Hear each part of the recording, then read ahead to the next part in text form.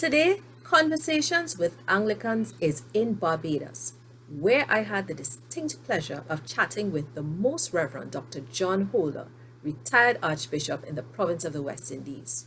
We chatted about his ministry, and in this interview, he shares some really sage advice to a newly ordained priest. So sit back and enjoy.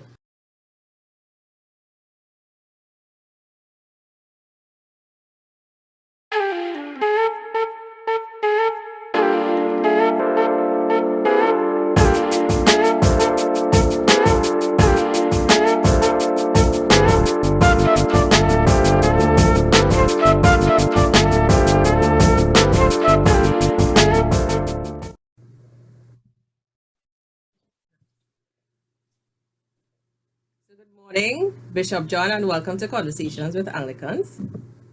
Thank you very much. So, what's the weather like in Barbados today? Well, it is bright and sunny. The winds were fairly steady and brisk yesterday and the day before, but they seem a bit lighter today. And it's a bright day. It's a lovely day. Likewise in Trinidad, we had some bad weather over the past couple of days, but it's okay thus far. Lovely, lovely, lovely. So I'm just really pleased to have a conversation with you because I would have seen you recently at the virtual Bible convention in our diocese, as well as I got a peek of you at the clergy retreats that you did in our diocese as well. And I have to say, I learned a lot. So I just really wanted to have this conversation with you just to get to know you a little bit better and to see if I could learn some more as well. Okay. So thank you for agreeing. Thank you very much. So talk to us about, growing up in Barbados and the impact that Anglicanism had on your growing up. Okay, well, I was born in the parish of St. John in Barbados some 73 years ago, and I grew up in a small village. It's a very interesting village with very good village life. In those days, the village had in it, for example, shops, we call them in those days, both grocery shops and rum shops. We also had in that little village a school, and that school was used on Sundays for Anglican services. So I went to school, at the school during the week, and then on Sunday I went to church at the same school. It was church then. And that was a sort of hub in the community. The Anglican community group in the village was relatively small, but there was a strong influence. There was strong influence.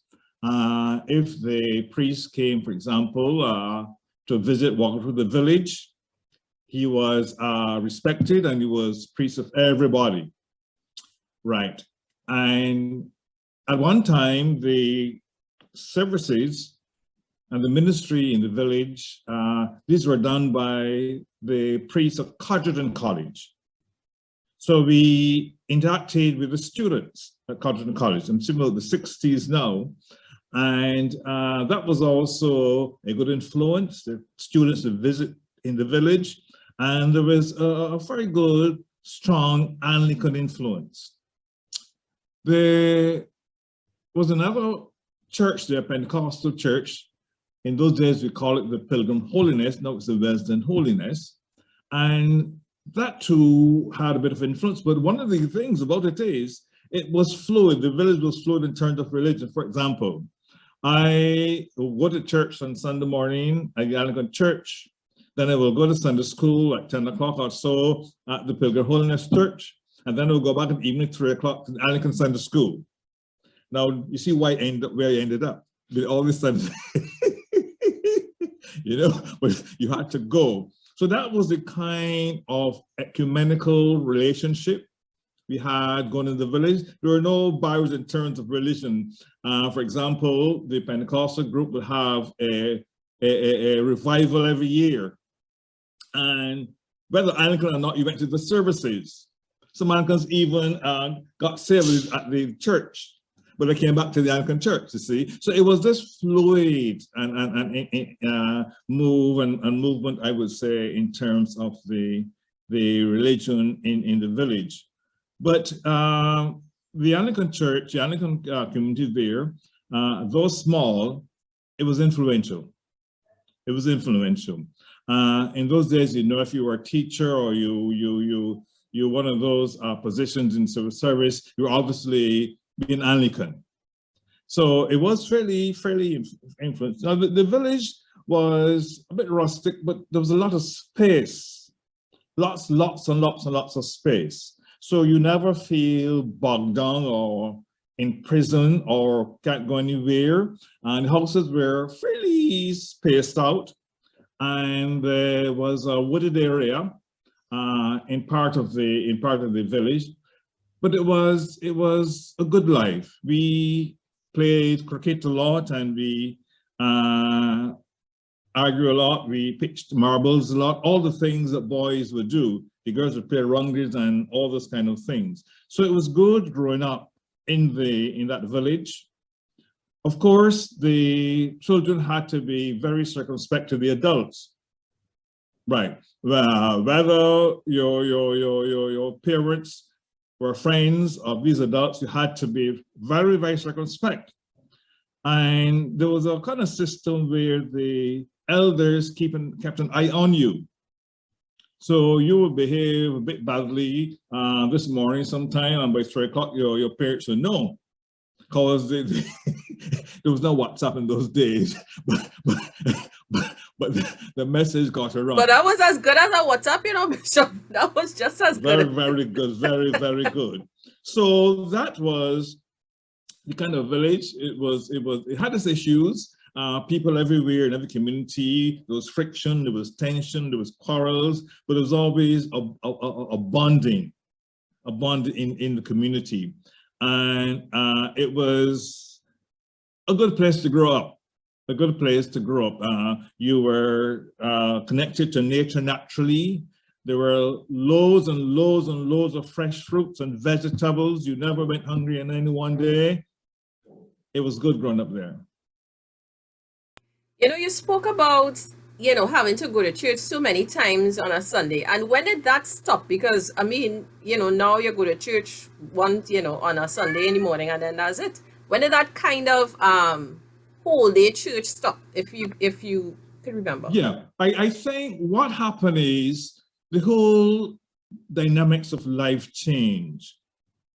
And once people got more occupied, for example, in the rustic life, in that village life, in Barbados, for example, most of the people were people in the agricultural industry, right? So there was space and there was time. When you go into the next generation now, and you became teachers or civil servants or policemen or whatever, the whole pattern of life changed in many ways. And what happened is that you then had to adjust your time to suit your lifestyle. If you work every day, you couldn't wash your clothes during the week. You had to wake on Saturday to wash the clothes, and so on, and Sunday press them, and so on and so on and so on. So the development of the country changed the pattern of people's lifestyle, where worship now became just a Sunday thing and a one service Sunday thing, as opposed to several Sunday things. Right, so they changed the lifestyle, changed the whole pattern of that worship thing. So when, throughout this time, did you realize that ordained ministry was where you were headed? What did you get, what are these big signs, or was it, you know, something small and soft? It wasn't a big sign, neither did it come to me like a thief in the night. I grew up in the Anglican church, as I said. At 8 years old, or 7 or 8, I was a server. Then at 9, 8 years, I was confirmed. I remember that very well. I was the first guy who went to the bishop. I remember that. Right, 9 I was confirmed. I continued serving. And then it just continued. You grow up, you were in Sunday school all the time. You went to church all the time.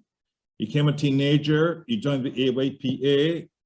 you became a young adult, you began to teach Sunday school and become a member of the PCC, and so on and so on and so on and so forth. So there was always, there was this train of activities that I was involved in the church. And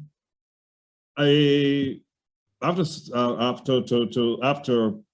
secondary school, let me say, I began teaching, and then I left teaching service and became a civil servant.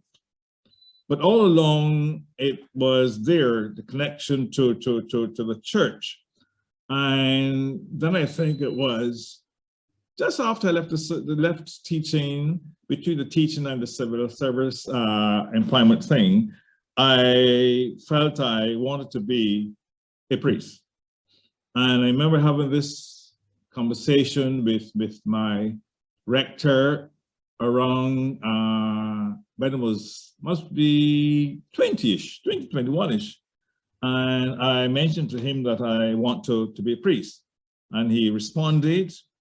And I spent 2 more years, because in those days you were directed to a group called the Fellowship of Vocation, when 2 senior priests would be in charge of that group, and their task was to spot the ones who they think will become good priests and the ones who they think will never become a good priest. So I so happened to be the group that they think will become a good priest. And then I was recommended to my bishop, to the bishop, and eventually I was ordained. But it was somewhere around 2021-ish, or let's say between 19 and 21, that I decided to offer myself for the priesthood. But that, of course, came against the background of being heavily involved in the Anglican Church from 8 years old. Right. So it took from 8 to 21, 30, it probably took me 13 years to work it out. But you know, one of the things that you said is that you maintain that connection in the Anglican Church as you got older. And I mean, I can speak for myself and a lot of young adults at the time. When you are grappling with university and trying to figure out what you want to be, unfortunately, sometimes church is the thing that you lose connection with. Yes. You know, and you focus on that career, and some of us, we kind of drop off. So how did you maintain that connection? Well, maybe it had to do with my generation, because we found there were less distractions. Right. There were less distractions. And the church was a very focal point. For example, I not only joined the AWP, but the CLB. And the CLB was like the Anglican cadet group. Yeah. It was a military-oriented thing. Yeah, and that was a group that instilled a lot of discipline in us, especially as boys, young men, you see. So there were enough things, attractive things to do in the church that kept you there. And my whole generation, we were connected to that church, and a whole set of us connected to the church, and we're still connected. We're still connected, but it was something there.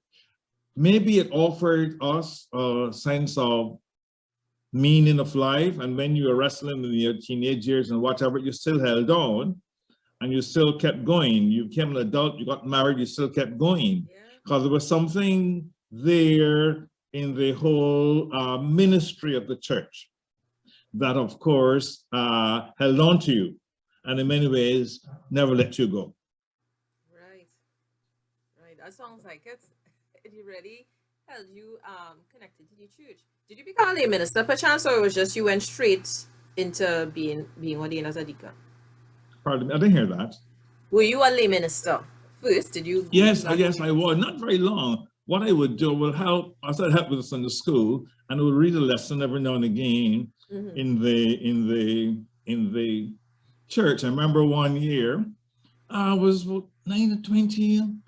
I think it was at school, 19. There was some program the rector had, and he wanted young people to preach, and he called on me to preach. Tell me, you have to preach next Sunday at the service, and I did. And one lady said, that was good, that was very good. So I guess all that was encouragement to go on. But I was not deeply involved in lay ministry, only at the level of Sunday school teaching. Okay. And I was a member of the PCC, of course, and that level of lay ministry. Okay. So you got ordained as deacon. What were some of the things that you did? You got involved in, and how did that prepare you for being ordained as a priest? When your voice went down there a bit just now. Oh, sorry. You got ordained as a deacon. Yes. And what were some of the things that you experienced in that journey that prepared you for being ordained as a priest? Okay. I was trained for the Diocese of the Windward Islands. So the Barbadian, I went to work in St. Vincent as a young green deacon, and then as a priest in St. Vincent. And that was a glorious time. Yeah, it was a glorious time. It was a time to grow and a time to mature. You were in a parish that was full of a lot of mature people. I'll keep telling the person, that when I went as a young curate, there were about 5 mature ladies who were like my bodyguards, and they kept all the young ladies out of the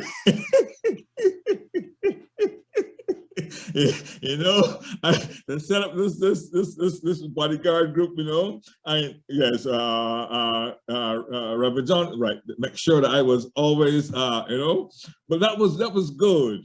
We remained friends for life with that group. Our glorious, marvelous group of ladies there in St. Vincent.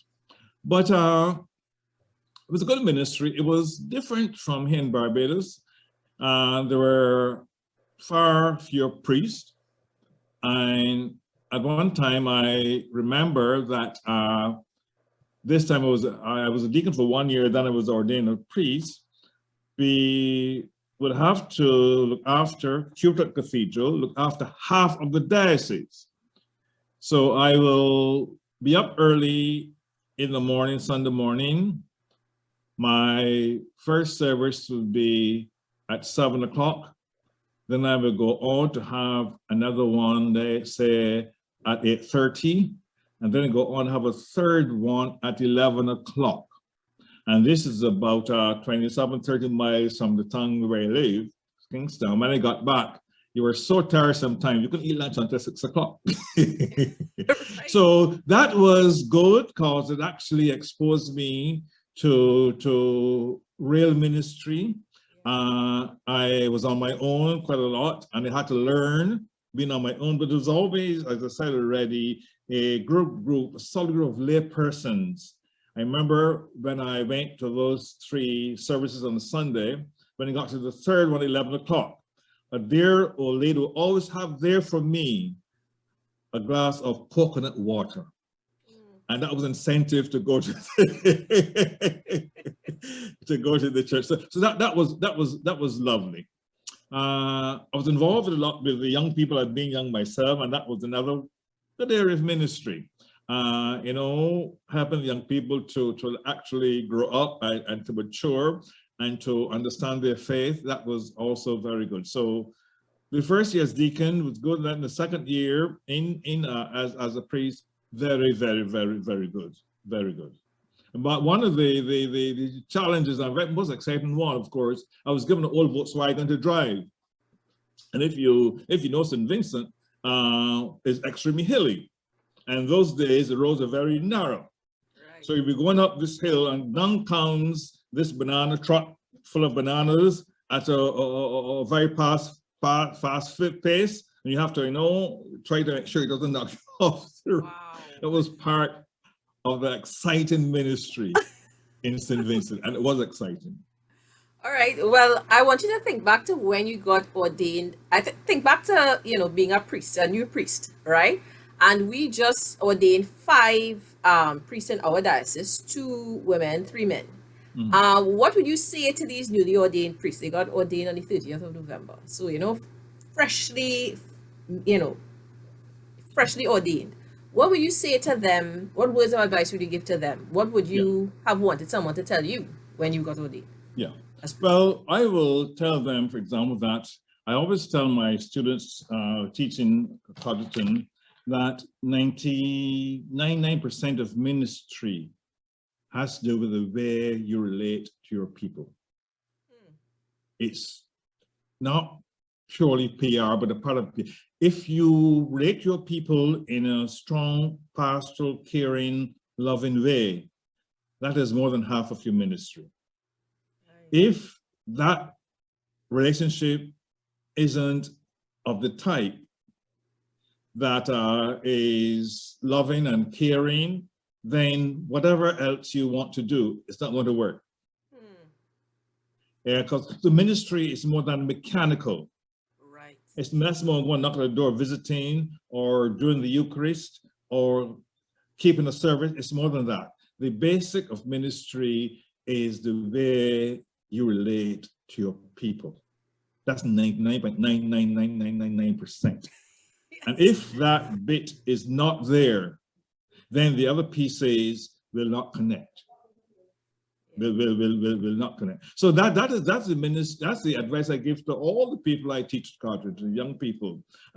Work to ensure that you have a good, loving, caring relationship with the people whom you are called to lead spiritually. Because spirituality is about fellowship and love and guidance and support and all those things. So that would be my advice to that group. That's awesome. And also to me, to be authentic as well, because I think Yes. sometimes, we could sniff out when, a clergy, they're not really authentic. So Yes. there has to be a level of authenticity as well. That sounds like great advice for new priests, newly ordained priests, as well as priests, right now in their ministry as well. So that is an excellent piece of advice. So what are some of the lessons that you learned during your priesthood besides, caring about your congregation? What else were some of the other things that you learned? Well, that life is extremely complex. And there is no formula, whether it's religious or spiritual or Anglican or other religions, there's no formula that can encompass everything and everybody. Life is complex, and you have to learn as a priest to deal with the complexity of life. Human beings have brains and personalities and minds and attitudes and all those things. And it's difficult sometimes to get all these things to click together, to have an attitude that you think will be quote unquote Christian. It does not work so. So you have to be realistic, and you have to realize that your job as a priest and pastor is to love and care. Love and care. I mean, I worked in my early years in the parish, the green as a curate, and every other person had a story. Right. Every person. And there was one person in the parish as a young curate who was my ground and my heirs on the ground.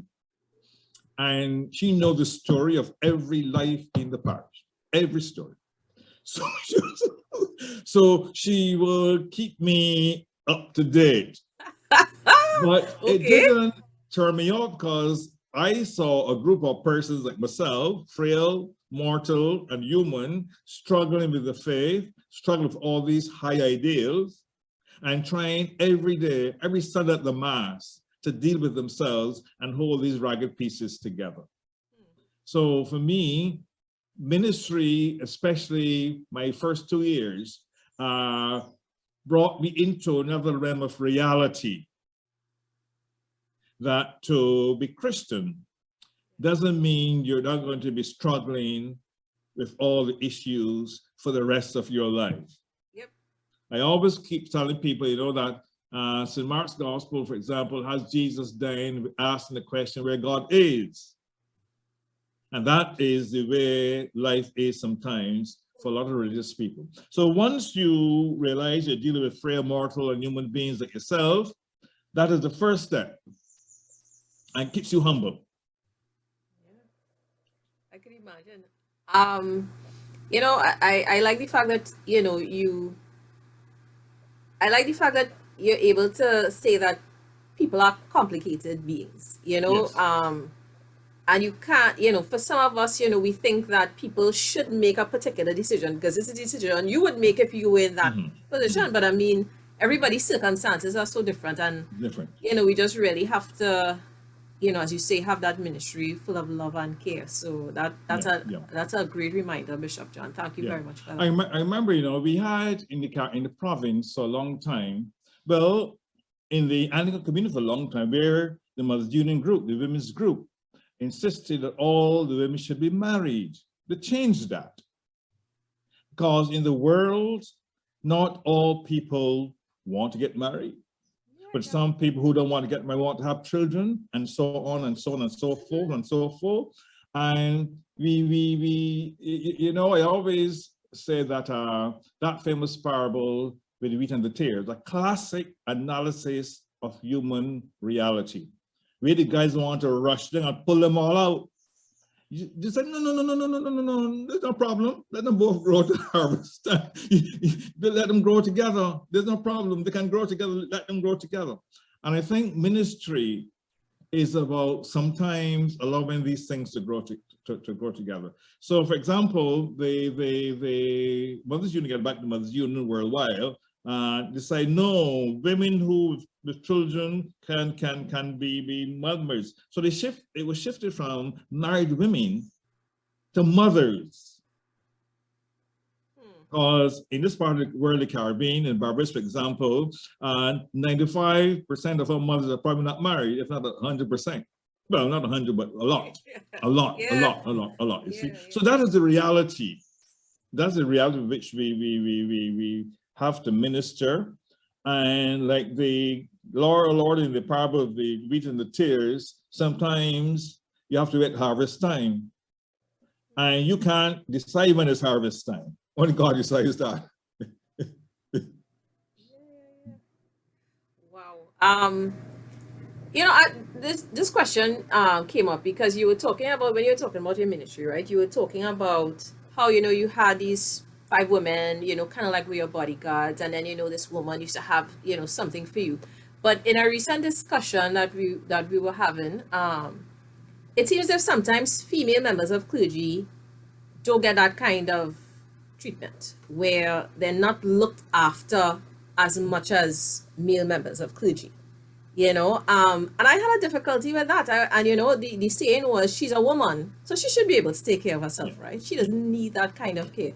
How can we change that? Because I find it, in fact, one female member of clergy said that she had to teach her congregation how to take care of her, and I was like, men don't have to do that. Well, you know, sometimes I think we fail to realize that traditions and customs, they take centuries to go around, to come around. You know, I keep saying is that one of these massive warships that take a whole mile circumference to come around. Well, life is like that. The church is like that. We've had for X centuries male ministry, men as priests. We had to struggle and fight and quarrel and struggle to divide and all sorts of things to get women through the door. There are still some persons who think that a woman should not be a priest. And still there. Yeah, right. There's still quite a few there. So it takes time and a lot of time to get things where they should be. There are times, for example, in this very province, where there was a strong argument against ordained Black people as priests. And we came around from that. So what I'm saying, we got to keep working all the time. Not you don't fold your hands and wait. You have to keep working. And I was saying to someone just recently that I think what we probably should have been doing in every diocese of the province is seen women's ministry as a special form, is that the way you want to put it? Not as different from, Yeah. but given the very nature of the persons who are priests, they will obviously reflect some characteristics that the men would not reflect. And how do we deal with those? How do we, congregations will have to be educated how to deal with them. Because at the back of a lot of people's minds, still after 50 years of having women, not 50, well, 30, some having women priests, is that this priest should not be women, these women should not be priests. There's still that residue in the brain of a lot of people. So it takes that whole generation to die out. When a new generation born and see and accept that women are legitimate priests. It takes a long time. So I agree with you. The response of the congregation to female priests may not be the same as to male priests, and both the men and the women. Both the men and the women, you see. Yes. The men and the women. But it happens that way. We have to allow the tradition to cement itself and then to grow and then to settle before we see it where it ought to be. Yeah. That changes. I just wanted to ask this question. So obviously you became bishop, right? Bishop of Barbados. Yes. Yes. When you're a priest, does one aspire to be a bishop, or is it just as the Holy Spirit moves, it happens? In my case, I was not inspired to be anything, but I remember being overseas at St. Vincent. Two families, my family and a good friend's family, he's also a priest, and out of the blue, he asked me, "You ever thought of becoming a bishop?" I said, "No." He said, "But a bishop is due to retire in 2 years' time. Think about it." And I pushed it away. And then more and more people kept asking the same question. Right.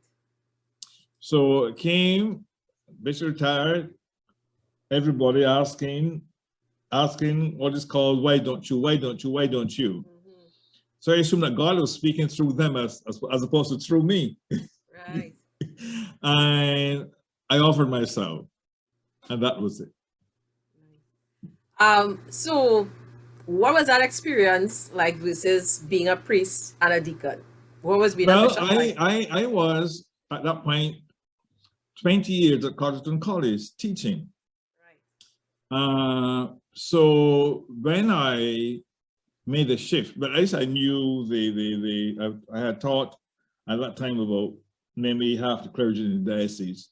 So I had to make the shift from being a lecturer to being an administrator, right, and a pastor of clergy.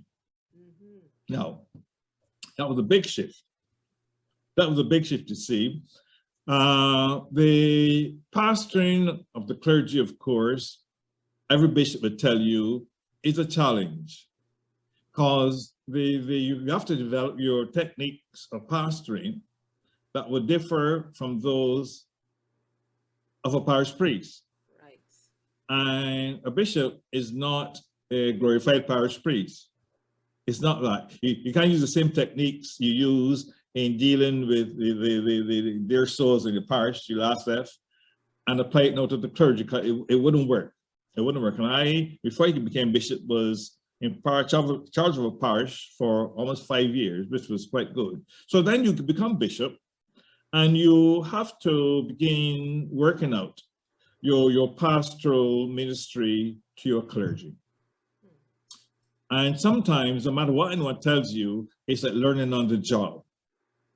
Because you have, let's say, 80 members of the clergy, each with a different personality, different expectations, different all sorts of things, different levels of spirituality, different, yeah, right. So you have to work up quick, the various levels. And once you grow to understand these various levels, in a person, and father so and so and so and so and so and so, then it becomes easier because you work with them as you work with them as their pastor, and you know them better. You know the fears and the what makes them work right. You know all of that. But that takes some time, and of course, it takes a lot of assistance. The administration part was easier, a lot easier. I remember in my first year, almost few months, I was a bishop, had a visit from someone, and we were talking about my ministry and whatever in the diocese, and they made an interesting statement.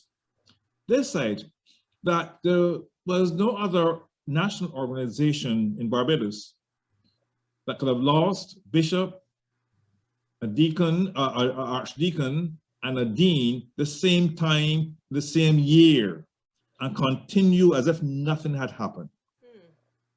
But I told them it's the way the diocese is structured. We are structured to run on automatic pilot. Yeah. It's so well so you structure. Yeah, right. So that was helpful. That was beautiful, because then you could go and be a bishop and know that the diocese is going to function, is going to work, because there are so many lay people who love their diocese to death and will ensure that it works, no matter who the bishop is.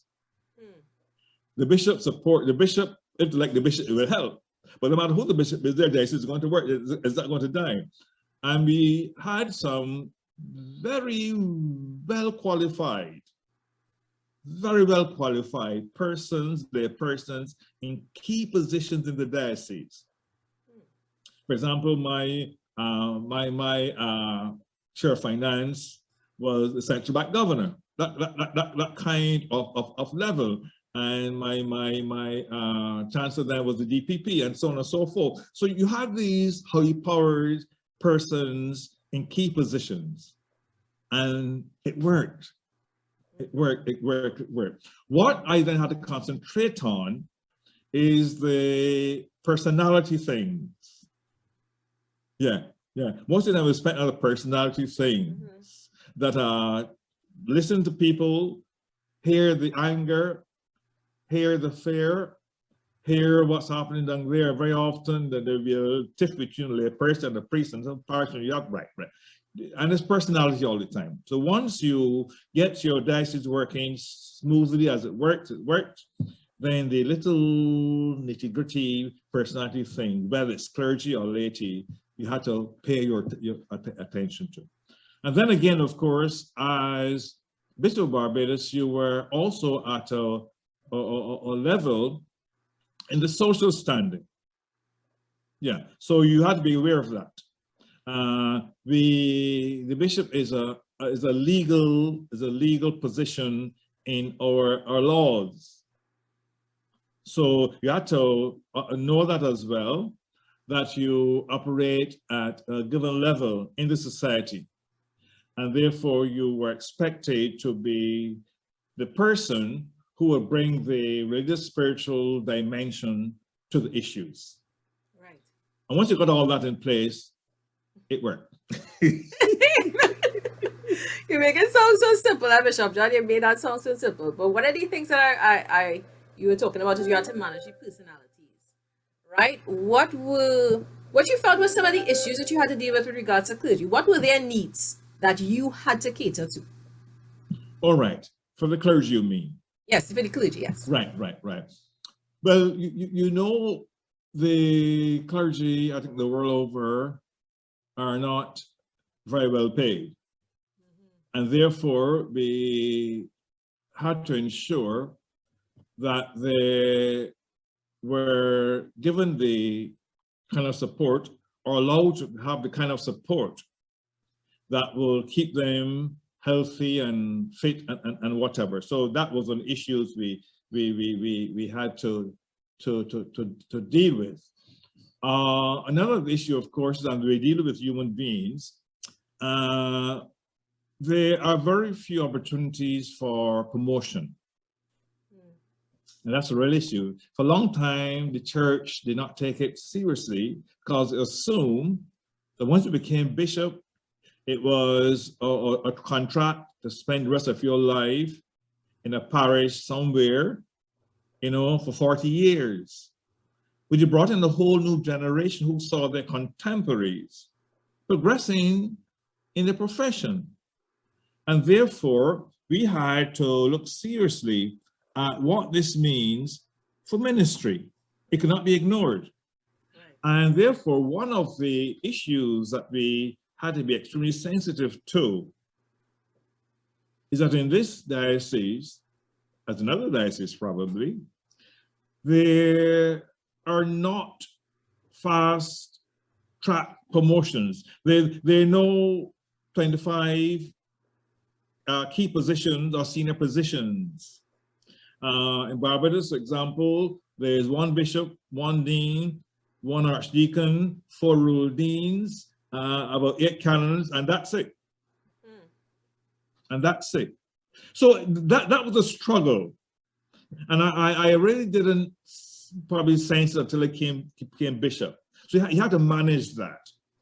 And you had to affirm the clergy in a way that no matter where they were expected to do the ministry, but they were important. They were important in the diocese. So that is one of the areas of the clergy. Of course, as in other places, other areas, once there are 2 human beings together in the same place, there's going to be friction. So Robinson Crusoe only had friction when Manfreda turned up, Talk about the friction with another human being. So once there are 2, they're going to be friction. Yeah. And as bishop, you have to be aware of that. Sometimes you can spot it a mile off, sometimes you don't. We have to respond to it. And as I said earlier, you have to know each person in terms of the personality and how you respond to that person. The way you respond to A will not be the same way you respond to B. It wouldn't work with B. So you have to work that out as well. But I must say, in my time, all my clergy were committed to the parish ministry. I must say, they were committed to the parish ministry, and they love what they're doing. What I tried to push when I got in is to provide opportunities for them to go on to do some extra study. And quite a few of them took the opportunity. You see, because this is one way to help them to develop themselves and so help them to develop their ministry. That sounds, I love the idea, and this is a point for all leaders, to really get to know the people that you are in charge of, to get to know their personalities. So when you see these, the friction show up, at least you could kind of troubleshoot and see how you could ameliorate the situation. So that's fantastic advice, Bishop John. All right, so Bishop of Barbados, then Archbishop of the province. How did that happen now? Is it the same as the bishop? I didn't hear that. Was it the same way as people say? It is not. It is not. It's different. It's quite different. I was bishop for now 8 years. I think about 8 years. I'm trying to get my brain going. About 12 years, I think. Yeah, but 10 to 12 years. When the post of our bishop became vacant, and again there was the questions and the prompting and the encouragement to stand. We think you can make a good act, but you stand for the post. And I did. I remember I was in Guyana, and I was elected as Archbishop. It's a different layer of ministry. Right. Now, at that level, just as I was pastor to the clergy in Barbados, I was no pastor to the bishops of the province. Right. Of the province. Now, I knew most of the bishops in the province because, like your dear Bishop Claude, most of them were my former students. So Wow. So I do it very well. I used to tell them, if I'm in trouble, I'm going back to my archives, put out an essay that, you write, and you'll see, I'll read it to the, right. But we got on very well. It was a different kind of level of ministry where you have to understand the challenges the individual bishops were having in their diocese. And the challenges differ, sometimes significantly, if you move from Guyana to Trinidad, to Windward, to Barbados, and go up to Jamaica and Nassau. But they were all mature persons, very mature persons. And it was quite easier to have that pastoral link with my fellow bishops. So once you became archbishop, that is the thing. But then there are a number of other things. For example, I had to manage the diocese. I had to call meetings, preside over meetings, like the provincial synod or the provincial standing committee. I have to be aware of what the various committees were doing. I had my diocese secretary, my provincial secretary, Mrs. Allen Lawrence, who was very helpful, very supportive in helping me to go through. So there is the parish, the clergy level, bishop level you have to deal with. It is the admin level, managing the province. And then there was the connection to the communion, the worldwide communion. Right. So I had to attend the meetings of archbishops in London. First with Archbishop Ron, and then with our present Archbishop, Justin Webley. Right. So you had to connect at that level, and the connection with not only to your Archbishop of Canterbury, but also all the other bishops in the Anglican communion. So we will meet every 6 months or so. I had to go to London for those meetings, and that was quite enlightening, because it was during the time when there was this bitter struggle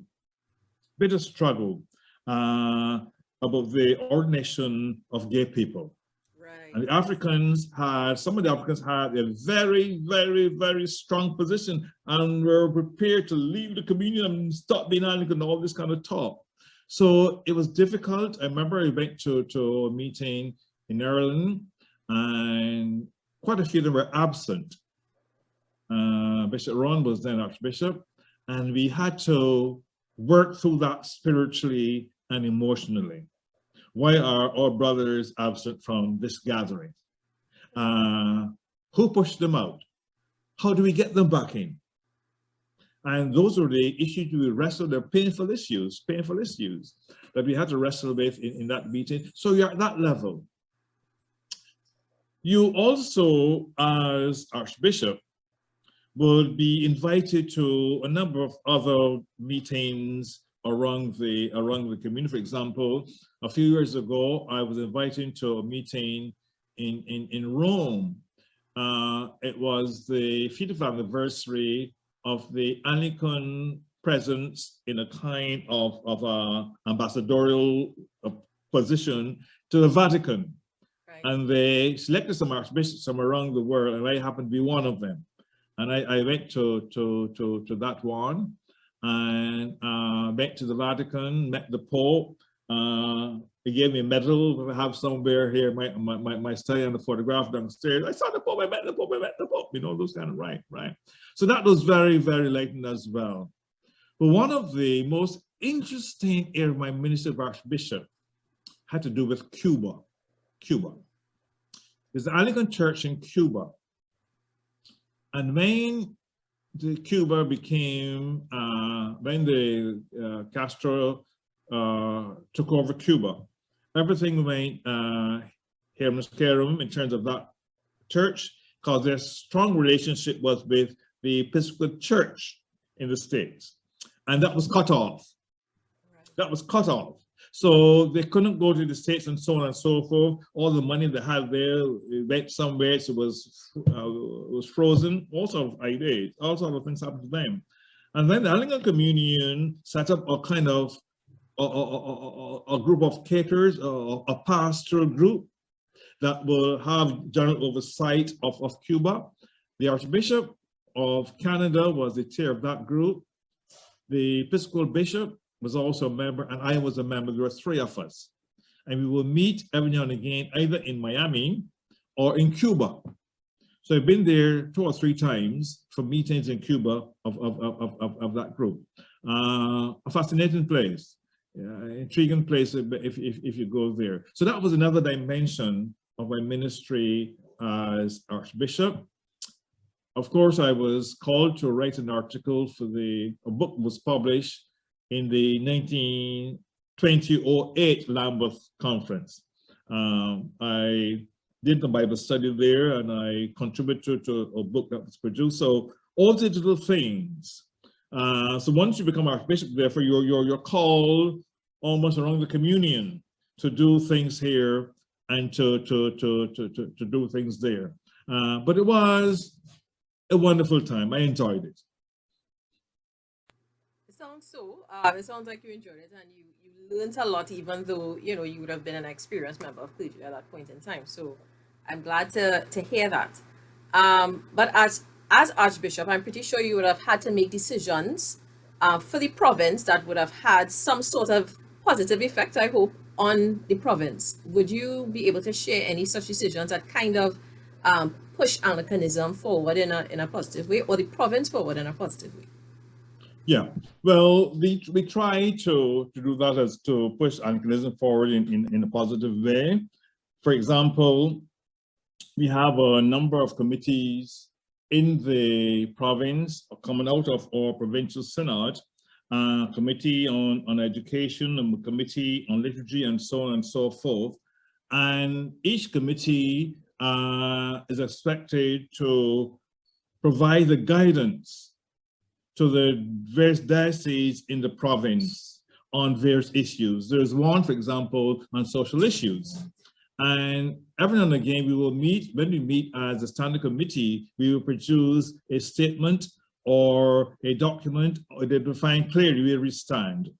The province had to respond, of course, to the issue of the same-gender marriages.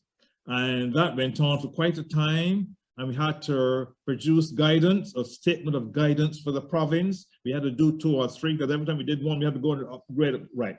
So we did that. So the province role is to provide these insights and these guiding documents that we hope will work in the diocese. Now, the structure of the province is the Archbishop only has limited authority in terms of the guidance of the province. Each diocese is an independent legal entity.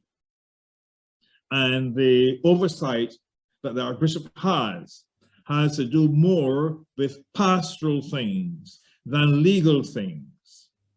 So if there's a law passed in Trinidad that will influence or determine some changes in the Diocese of Trinidad, that is a matter that the Trinidad and the Trinidad government has to work out. The Archbishop will hear and listen, he will speak to the bishop. And we say, I think in this case, Bishop, you can probably so and so, so and so.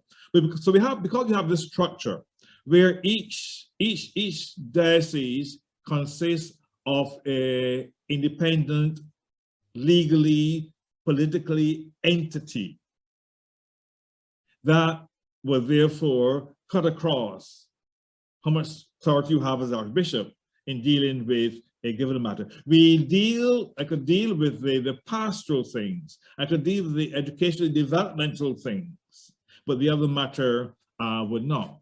Now, a lot of my attention, of course, as a bishop was on Carterton College, the development of Carterton College. And we were able to do quite a bit of work there. We were able to take the college. I was able to push and produce a strategic plan for the college that took off, and we're able to do quite a few of developmental things. We were able to upgrade the buildings. We were able to strengthen the library. All these kind of little things that we did with the college. So I think that is one area in which the province went forward. We were able to develop partners in other parts of the communion that will help us to develop the college. So that is one positive, good developmental thing, I think, that took off and is still working and is still growing during my period as archbishop. I'm really glad to hear about Codrington College, because we know, of course, as an integral part of our province. Yes. So I'm glad to see that there was some focus put there as well.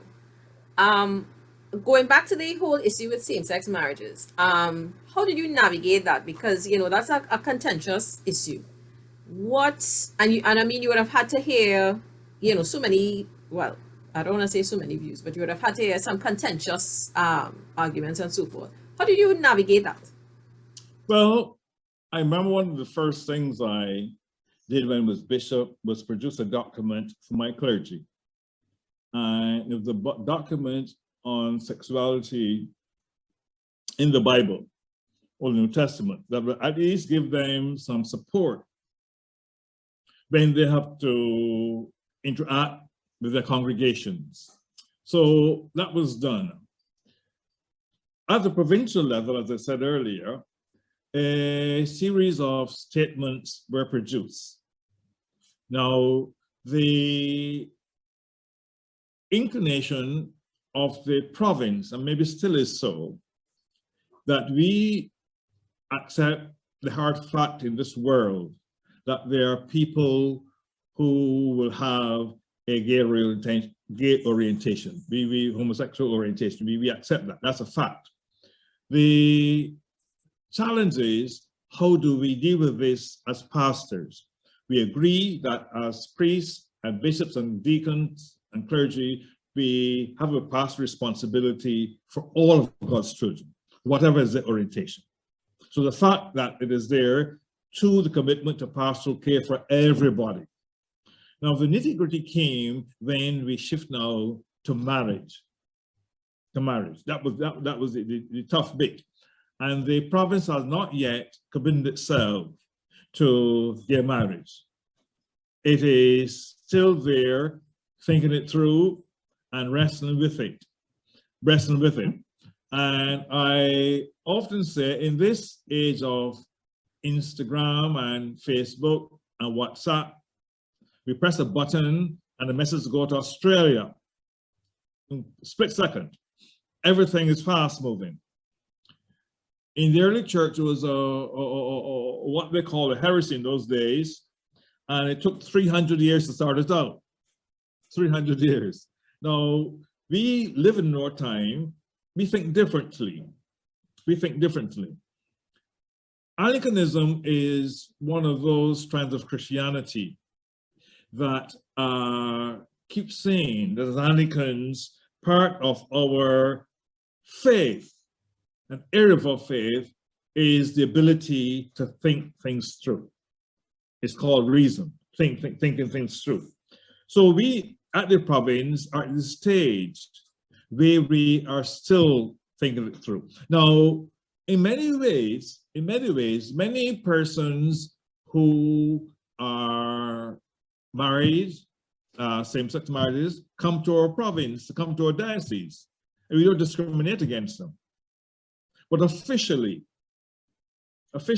we have not said in the diocese we are going to treat that as our understanding of marriage. In fact, right now, I think there's a Barbadian guy who's a bishop in one of the dioceses of America, Episcopal Church, and he's gay.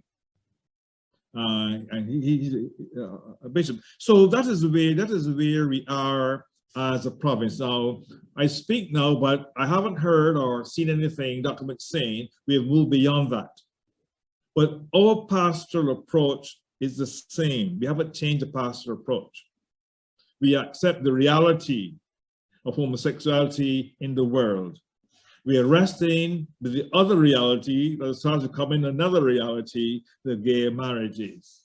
And we're not yet there. I think I can say that in terms of performing these rights in the province. I have no doubt we'll probably get there eventually, but sometimes in some parts of the Anglican community, there's a slow march as opposed to a brisk march. So that is where we are at the moment. But can it, join us for part 2 of this interview, where the Most Reverend Dr. John Holder answers some questions about theology and faith. You won't want to miss this.